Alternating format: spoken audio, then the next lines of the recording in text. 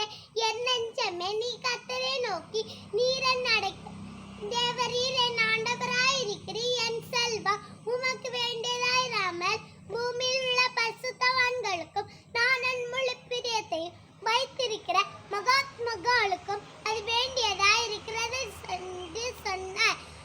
அந்நிய தேவனை நாடி பின்பற்ற வேதனைகள் அவர்கள் செலுத்துகிற இரத்தமும் நான் செலுத்தேன். அவர்கள் நாமங்களை என் உதடுகளெல்லாம் உச்சரிக்கவும் மாட்டேன்.